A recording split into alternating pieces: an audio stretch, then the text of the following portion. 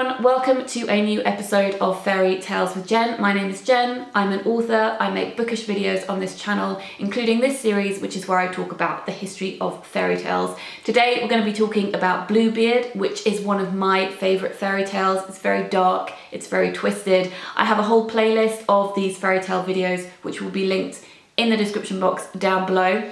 Famously recorded by Charles Perrault in 1697, Bluebeard was the inspiration for Angela Carter's The Bloody Chamber. You can also see elements of Bluebeard in Jane Eyre, and I made a whole analysis video about Jane Eyre, which I'll link down below. Bluebeard is quite similar to the fairy tale The Robber Bridegroom, as well as others, which I'll talk about in a minute.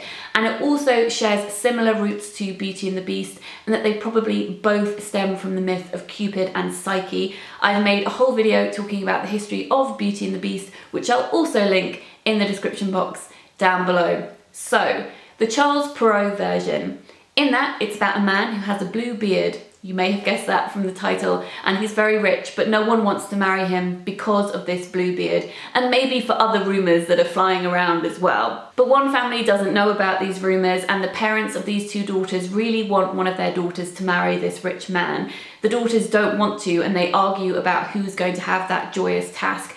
But the youngest sister slowly comes around to the idea, and she says, okay, I will marry this man. So they're married, they have a huge wedding, and straight after the wedding, Bluebeard says, I have to go away for 6 weeks. Here's a set of keys. You can invite anyone you want round to the house, and you can go into any room you want, but you cannot go into this room over here. So she invites her friends round, they go into all of these rooms, and they're very excited by the gold that they find. But all she can think about is this room that she's been told she can't go into. So she takes the keys and she sneaks away from her friends and she goes to this room. When she opens it, she's horrified to find women hanging from the walls whose throats have been slit. The floor is covered with blood, and in shock, she drops the keys. The keys then become covered in blood and she can't get that blood out. Out, damn spot, Lady Macbeth, etc. She hastily hurries out of that room, but the blood is still on the keys and she can't get rid of it. When Bluebeard returns, he asks for the keys, he sees the blood, he knows that she's been in that room and seen all his previous wives that he has murdered, so he says that she must die too. However, her brothers turn up just in the nick of time without her having called for them, and they save her, kill Bluebeard, she gets his fortune. The end. There is a German fairy tale called Fitch's Bird that's very similar to Bluebeard, but I prefer it because the female has more agency. It's not about a man called Bluebeard, it's about a sorcerer, and it's not about two sisters, it's about three. And each of these sisters is seduced by the sorcerer in turn. The elder sisters don't pass the test that he has set them because they go into his secret room, discover the bloodied body parts of his previous girlfriends, and therefore he kills them too. The youngest sister does appear to pass the test. She is given a set of keys and also an egg, so an extra prop in this fairy tale. But she does go into that secret room, it's just she doesn't drop the egg and the keys, so he doesn't know that she's been in there. When she gets into that room, she sees her sister's body parts that are strewn all across the floor. So she steps out, she puts the keys and the egg down safely, she goes back into that room and she assembles their body parts on the floor into their body shapes. And magically, their bodies heal themselves, they come back to life, and she sends her sisters home. This happens to be her wedding day, so when the sorcerer comes home and he takes the keys and the egg back from her and thinks that she's passed the test, he says, great, let's continue, let's get married. And she's thinking, okay, great, yeah, let's totally do that, I'm totally cool, you're not a monster at all. She hurries upstairs, seemingly to get ready for the wedding, finds a skeleton, there are lots of them in this house, covers it in jewels and puts it by the window looking out.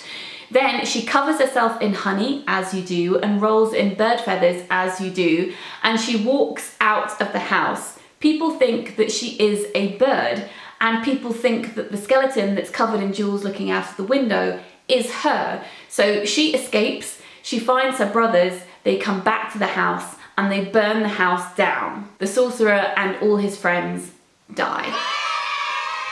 as I've spoken about in previous episodes of Fairy Tales with Jen, fairy tales historically were orally passed down, and they appear in many different guises in many different cultures because of this.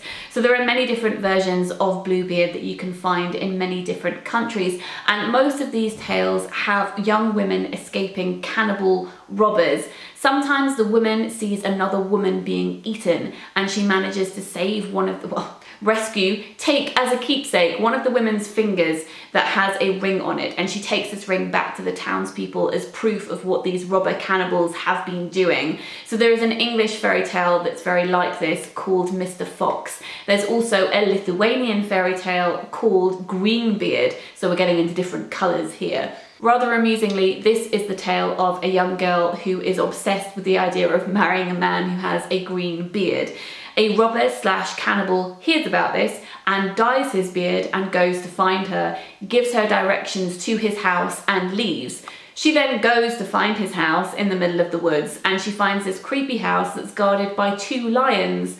Everyone should have lions guarding their house.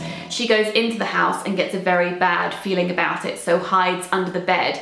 Some robbers / cannibals come in who are carrying a woman.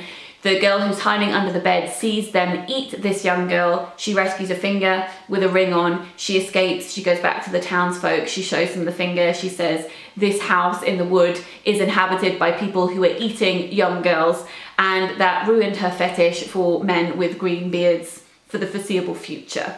Speaking of lions, there's actually an Indian fairy tale called The Girl Who Married a Tiger. It's about a girl who is too obsessed with looks, and she says she wants to marry the most beautiful man. A tiger who can turn himself into a man hears about this and turns himself into the most beautiful man he can, goes to the girl, asks for her hand in marriage. She says yes, and he takes her to his house in the woods where he shows her his true form, that of a tiger. She's locked in this house in the woods, and every day he goes out hunting to collect meat. Normally that's human meat, and he demands that she make a curry out of whatever meat he happens to bring home. One day, after they've had a son who turns out to be a tiger too, the woman writes down all of her woes on a leaf, ties this leaf to a crow, and the crow takes it to her brothers who come to rescue her. They lure the tiger into the house with the smell of cooking meat, which actually turns out to be them cooking her tiger son. I question that decision.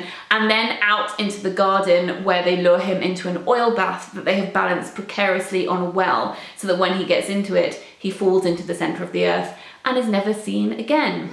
The end. My favourite version of Bluebeard though is probably the Palestinian version, which is called Zerendak. I have a particular love for fairy tales that just, you think that they're over, and then no, they just start off on this whole other adventure, like Giambattista Basile's Italian version of Hansel and Gretel, which is called Ninello and Ninella. It starts off as the Hansel and Gretel tale we think that we know, but then the young sister turns into a pirate and goes to sea. She's swallowed by a huge fish, finds a treasure trove in its belly, and manages to cut her way out with her pockets filled with gold. So Zerendak has elements of Bluebeard, but also has elements of Red Riding Hood and Snow White. I've done a whole history on Snow White, which I'll link down below, and if you watch that and then listen to this, you will see the similarities between them. Zerendak is about a man who lives in a forest, and he goes to a house, a family that have 3 daughters. He says he wants to marry the eldest daughter. She agrees. He takes her to his house. When he gets there, he cuts off his ears, hands them to her and says, "You have to eat these." She says, "No thanks." So he decides he doesn't want to marry her anymore, and he hangs her up by her hair. He doesn't kill her, he hangs her up by her hair. That's still not a very nice thing to do. He goes back to the family's house. He says, "I've got a friend who also wants to marry. Can I take your middle daughter?" They say yes. He takes the second daughter to his house. He demands that she eats his ears, which have miraculously regrown, and he's cut them off again. She says, "No, I don't want to do that." So he hangs her up by her hair. The man goes back for a final time to this family's house, and he says, "I've just remembered I've got a third mate who also wants to get married, so can I take your youngest daughter? I believe she's called Zerendak." And she says, "Sure, I'll go with you, but only if I can bring my cat, because I love my cat." And he says, "Okay." And he takes Zerendak back to his house. His ears again have miraculously regrown. He cuts them off, he hands them to her, and he says, "You have to eat these." She's not going to do that, but she secretly feeds them to her cat, who eats them, and the man thinks that she's eaten them. So she passed his weird test. She seems to be okay with this strange test though, and she still agrees to marry him. However, after their marriage, she sees him in a graveyard eating bodies that he's pulled out of the ground, and she thinks, oh, that's not great. Then the husband says he has to go away on business. He says that she can invite any member of her family round while he's gone. In fact, he encourages it, then he leaves. It's not really true though, because when she invites family members, it's this man, her husband, who comes back dressed up like her family members. And this is the element that's a little bit like Red Riding Hood, because he pretends to be all these different family members, hoping that she's going to say bad things about her husband to him so that he can get mad. But she doesn't, until he turns into her grandmother. And when she sees her grandmother, she starts telling her grandmother, who's actually her husband, about all of her woes. So he stabs her through the chest. This doesn't kill her, but it does make her swoon, as it says in the fairy tale, and puts her into a deep sleep. Here it turns into a bit of Snow White. So he puts her into a glass coffin, it's always a glass coffin, and he throws her out to sea. This glass coffin is then discovered by the son of a sultan, who's very sad to discover this beautiful girl. He takes her home to his house, at which point she sneezes and she miraculously wakes up and is okay. She then marries the son of the sultan, and you think it's going to end there, you think maybe that will be the end of the fairy tale, but no. They have a child, and the evening that this child is born, her ex-husband shows up and eats the baby. He eats the baby, and then he smears blood all over his ex-wife and disappears. So her husband thinks that she has eaten the baby, which is a little bit like the tale of the wild swans, old versions of that when she's knitting and can't speak. Anyway, they have 2 more children, and each time, the night that the child is born, the ex-husband shows up and eats the baby, and the husband thinks that she has eaten the baby. She says that she doesn't, obviously. She says, my ex-husband is showing up and eating our children, but no one believes her, because why would you believe a woman? So she's locked in the dungeon. Her husband doesn't want to sentence her to death, and for her birthday she asks for a dagger because she decides that she doesn't want to live anymore.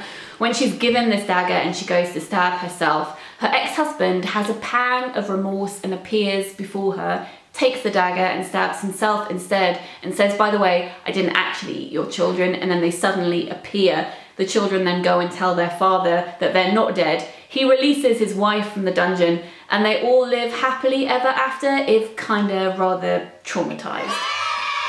Bluebeard and tales like it are thought to be a commentary on arranged marriage, and also a warning against prioritizing looks over what someone happens to actually be like. There are also a couple of contenders for real life Bluebeards who the tale may or may not be based on, but it's always fun to speculate. One of the contenders for real life Bluebeard is a man called Gilles de Rais, who was a knight of Brittany in the 1400s and served under Joan of Arc. He didn't murder his wives, he murdered young children, specifically young boys. He would lure them into his castle with the promise of food, sexually assault them, and then murder them. He was then tried and confessed to 150 killings, but it's thought this may have been a false confession. In fact, it's thought that perhaps he didn't do any of these crimes at all, because he was also tried for witchcraft, as he was a fan of the occult. So he may have been set up for everything. However, the fact is that people who lived in the area thought that this was true, and therefore they told stories about it, and Bluebeard may have emerged out of these stories, though to me it seems as though this tale should have inspired something like Hansel and Gretel instead of Bluebeard, given the elements of witchcraft and young children, but there we go. Bluebeard could also have been inspired by someone called Connemore, who was around in Brittany in the 6th century. It's said that his first wife fled from him, and then he killed his second wife and son. It's also rumoured that he was possibly a werewolf, which, you know, adds a bit of excitement. The tale of this real-life person, who probably wasn't a werewolf, was then turned into legend, and it was rumoured that his second wife, Trophine, was aided by the ghosts of his murdered wives, who helped her try and escape to give birth in the forest, but then he caught up with her and killed her too. The character Bluebeard and the idea of someone with a Bluebeard being very rich may also have been informed by the belief that was held by some that those who were royal had blue blood. I talk about this in my story Bright White Hearts in my collection The Beginning of the World in the Middle of the Night.